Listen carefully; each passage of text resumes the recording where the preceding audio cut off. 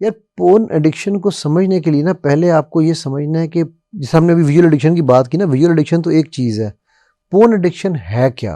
पहले तो हमें ये तो पता चले कि व्हाट इज़ पोर्न एडिक्शन, ठीक है? और इस पे चूंकि लोग बात नहीं करते तो वो थोड़ा सा एक टैबू टॉपिक इसको हम कहते हैं, क्या ये टैबू टॉपिक है? हालांकि हमारे यहाँ पर ये एक ऐसा टॉपिक है कि मैं समझता हूँ इस पे लाजमी बात होनी चाहिए, ठीक है? बट कोई भी इस पे बात करने को तैयार नहीं होता, क्योंकि यार पता नहीं क्या हो जाएगा, हालांकि होना कुछ नहीं है। होता ये है कि जिस तरह आप इन अप्रोप्रिएट मटीरियल जिसको हम कहते हैं, ठीक है, वीडियोस हैं, आपकी इमेजेस हैं, आपकी रीडेबल पोर्नोग्राफी है, इन चीज़ों को जब आपको देखने की लत पड़ जाए, which will lead you to end up almost every of your session into masturbation, ठीक है? So that is where the danger starts. अच्छा, ये शुरू होती है स्क्रीन एडिक्शन से। थोड़ा सा देख लेता हूँ, थोड़ा सा आगे चलता हूँ, थोड़ी सी और मैं हल्का सा, और वो हल्के से शुरू होती है। फिर बंदा कहता है यार अच्छा, हमारे यहाँ पर एक आम उर्फ आम में जो चीज़ गई, वो यार लड़के करते ही हैं ना, हर कोई करता है, सब ने कर लिया, मैंने कर लिया तो क्या हो गया? चलिए ये वो कल्चरल प्रेशर्स एंड नॉर्म्स हैं जो इसको बढ़ावा देती हैं। मैं आपको एक बात बताऊं, जैसे वो ये कि मेरे पास इस वक्त अगर 10 में से 4 लड़कों की कॉलें आ रही हैं ना, तो 6 लड़कियों की आ रही हैं। सो हमारी बच्चियां इसमें इक्वल हैं मुकाबले में, बल्कि ज़्यादा हैं कई दफ़ा, ठीक? वो इसमें बढ़ती जा रही हैं। पोर्न एडिक्शन जो है ये एक ऐसा पेंडेमिक है, ठीक है, जिस पेंडेमिक ने हमारी सोसाइटी के फैब्रिक को तार तार कर दिया है। मैं समझता हूँ कि एक होता है ना डैमेज करना, इसने बिल्कुल उसे लीरो लीर कर दिया है, उसे फेब्रोसिस जिसे वो कहते हैं ना मेडिकल टर्मिनोलॉजी में, वो फेब्रोसिस हो गया है, ठीक है? इसको अगर हम सिंपल वर्ड में इसकी डिक्शनरी की डेफिनेशन में निकालूँ ना, तो वो ये है कि watching portrayal of any sexual object, ठीक? मेरे पास एक केस आया, मैं आपको उसकी पहले एग्जांपल देता हूँ। वो था, चलो मैं इलाका हज़फ कर देते हैं हम। वो बंदा टीचर था और प्राइमरी स्कूल का टीचर था। उसने मुझे कहा कि सर मुझे बचा लें, मैं बच्चा बच्ची बंदा बंदी मर्द औरत कोई भी देखता हूँ, मुझे एक ही चीज़ नज़र आती है, मुझे और कुछ नज़र नहीं आता, ठीक है? मैंने उससे एक सवाल पूछा, मैंने कहा यार तुम्हारी माँ और बहन है? कहता जी बहन है, माँ भी है। मैंने कहा जब उनको देखते हो तो क्या आता है? गैस उसने क्या कहा होगा? कहता है सर वही फिल्म नज़र आती है, मेरा बस नहीं चलता कि मैं उनको उसी नज़र से ना देखूं, मैं रोक नहीं पाता। ये है एंड इस एडिक्शन का, कि इंसान को अच्छे बुरे की तमीज़ नहीं रह जाती फिर, ठीक है? सो शुरू पोर्ट्रेल से मैंने कहा, अब हमारे ड्रामे, एक वो शेर है, अल्लाह अकबर, क्या खूब पर्दा है कि चिलमन से लगे बैठे हैं, साफ छुपते भी नहीं सामने आते भी नहीं, ठीक है? तो वो जो हमारे ड्रामों में नीम बरहन्ना कपड़े दिखाए जाते हैं, उनका इम्पैक्ट मासूम जहनों पे जो हो रहा है ना, वो 7 साल तक के बच्चों के साथ, as young as 7 years old मैंने काम किया है, ठीक है?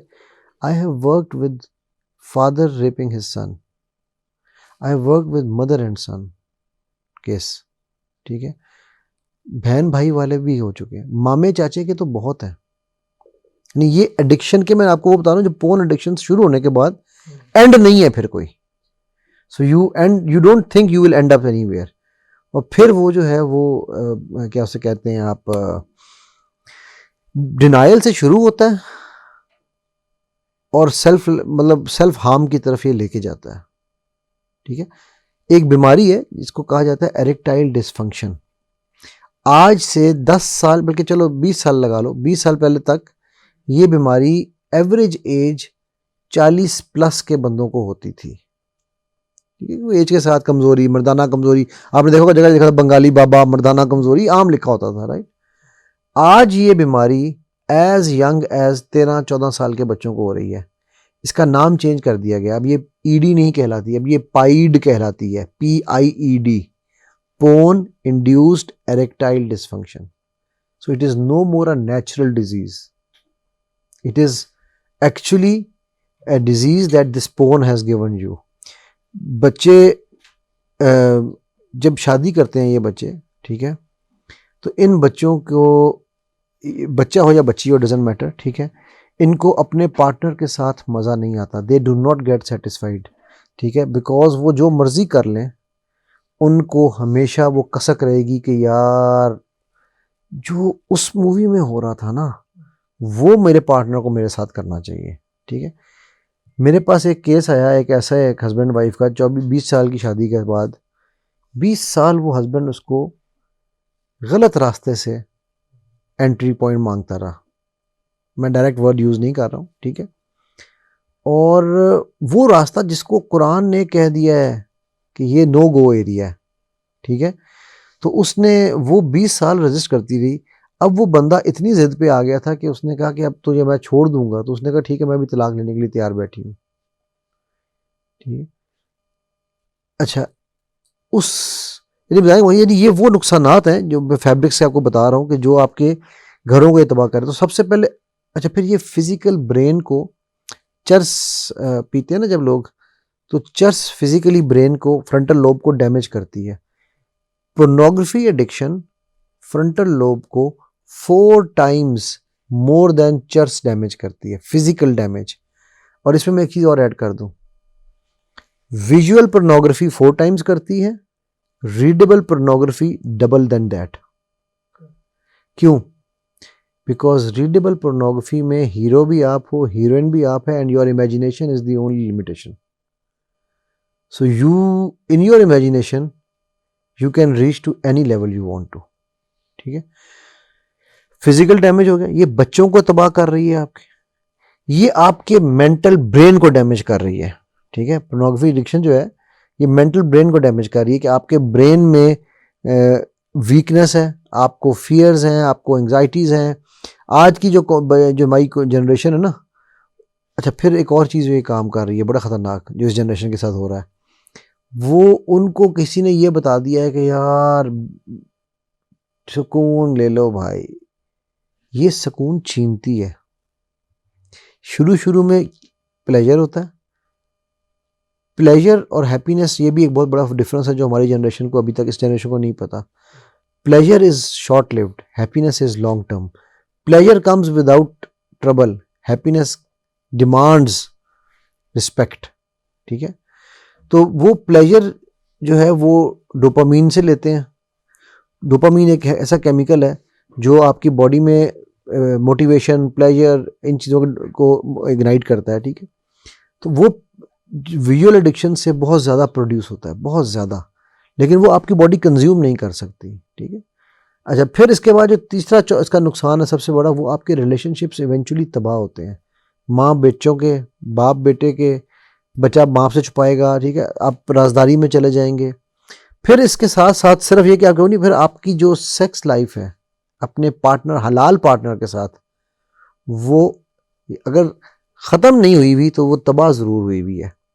और इवेंचुअली आप उसके साथ, वो जिसमें मैंने औरत की आपको एग्जांपल दी, आप कोई ना कोई ऐसा काम कर बैठेंगे कि जो आपको फाइनल, जो इसका अल्टीमेट मैं कहूँगा वो है फेथ, आपका ईमान खारिज कर देगी. ठीक है, मैं यहाँ ना एक छोटा सा पॉइंट एक ऐड करना चाहता हूँ. इंटीमेसी जो है ना मैरिज के अंदर, it is the most important aspect. ठीक, अलमन सूरा फुरकान है, मैं रिकन्फर्म भी कर दूंगा, आयत नंबर 20 है, उसमें अल्लाह सुब्हानहू तआला ने कहा कि हमने तुम लोगों को जोड़े में पैदा किया. ठीक, अच्छा, अब तुम एक दूसरे के करीब आओ ताकि राहत और सुकून ले सको. वो कुर्बत जो है ना, वो पाकिस्तानी पुरानी फिल्मों वाला हिसाब नहीं है कि दूर दूर से हेलो हाय करना है. वो एक्चुअली इट्स इंटीमेसी. ठीक, फिर क्यों, कैसे पता चला इंटीमेसी, क्यों, आगे कह रहे हैं, फिर उस कुर्बत से जो तुम्हें ऑफस्प्रिंग या बच्चा पैदा होगा, उसको तुम ईमान वाला बनाओगे. सो ये कंप्लीट प्रोसेस है ना, साइकिल अल्लाह ने कुरान में बताया हुआ है. ठीक, हम नहीं मानते, हम इस पे बात नहीं करेंगे. अस्तगफिरुल्लाह, ये कैसी बात है भाई. ठीक, अच्छा, अब इब्ने कय्यम गालिबन फरमाते हैं कि अल्लाह ने जो जन्नत के प्लेजर्स हैं ना, उनमें से सबसे बड़ा जो या सबसे एक अहम प्लेजर जो इंसानों को दिया है वो सेक्स है, इंटीमेसी है, ठीक है, ताकि आपको अंदाज़ा हो कि ये कितना ज़्यादा आपके लिए जन्नत में कितने ज़्यादा प्लेजर हो सकते हैं, ठीक है। जब 70 हूरों का जो कॉन्सेप्ट दिया गया वो actually pleasure, it's all about pleasure. यहाँ पे एक सवाल मैं अक्सर लोगों से पूछता हूँ जिसको लोग नहीं सोचते, ठीक है। वो सवाल ये है कि जब इंसान इंटीमेट होता है तो एक बहुत ही प्योर किस्म का लिक्विड निकलता है दोनों से, मर्द से भी और औरत से भी, ठीक। वो लिक्विड प्योर है तो एक प्योर नई लाइफ आती है ना, ऐसे ही है। तो फिर नहाना क्यों पड़ता है हमें? जब आप एक हलाल काम कर रहे हैं और एक purest form of liquid life आप प्रोड्यूस कर रहे हैं, why do you need to take a bath after that? इसका जवाब इब्ने अरबी ने दिया है, बड़ा मजेदार जवाब है। वो कहते हैं कि ये इस हद का प्लेजर है, इस लेवल का प्लेजर है, ये वो वाहिद प्लेजर है जिसको अगर आप हलाल कर रहे हैं, हराम कर रहे हैं तब भी वो होगा, लेकिन हलाल में तो खास तौर पे अल्लाह ने रखा है कि उस एक लम्हे को जब आपका वो लिक्विड बाहर निकलता है, यू फॉरगेट इवन अल्लाह। और अल्लाह चूंकि आपसे प्यार करते हैं, वो नहीं चाहते कि आप अल्लाह को एक सेकंड के लिए भी, उस एक मिली सेकंड के लिए भी भूलें। तो उन्होंने कहा है तजदीद ईमान, दोबारा से वजू करके नमाज पढ़ो, ठीक है, असलम ना दोबारा से कहो, ठीक होगी बात। अब आप देखो कि एक चीज जो कि इतनी अल्लाह के यहां इतनी मकबूल है, और आप सिर्फ एक पोर्नोग्राफी के प्लेजर के लिए, एक नंगी औरत को देखने के लिए या नंगे मर्द को देखने के लिए आप इतने हलाल काम को, इतने अजीम काम को, इतने प्लेजरेबल काम को, इतने पसंदीदा काम को अपनी लाइफ तबाह कर लेते। उससे क्या होता है? आपकी मैरिज तबाह होती है। मर्द, मेरे पास बहुत सारे केसेस आते हैं जहां औरतें ये जी बाहर मुंह मारता है, और मैं उनसे पूछता हूं मुझे ये बताओ आपकी सेक्स लाइफ कैसी है? वो नहीं जी नहीं, ये कोई फर्ज है, इनको यही चाहिए होता है सब मर्दों को। फिर उन्हें कहता हूँ यार अल्लाह कुरान में कह रहे हैं मर्द औरत का और औरत मर्द का लिबास है, तो लिबास का क्या काम है? क्यों कहेगा मैं बाकी सारियां चीजें टपनियां ने, ये जगह नहीं मैं ढांकूंगा, ऐसे तो नहीं कह सकता ना लिबास। उसने सबसे पहले सतर ढांपना है आपका। तो ये कुर्बत सिर्फ अल्लाह ने मर्द और औरत के लिए बनाई है और हलाल बनाई है, ठीक। जब ये चीज बनाई है तो हम इसको क्यों नहीं मानते कि ये हमारे लिए इंपॉर्टेंट है, हम इस पर क्यों नहीं बात करते? सो उस cut to long story short, कि जो सबसे खतरनाक काम ये करती है ना पोर्नोग्राफी एडिक्शन, वो आपसे आपका फेथ ले लेती है, कि वो अमल जो इबादत बनना था अब वो अमल आपके लिए अजाब बन गया है, ठीक है। So I hope that answers your question.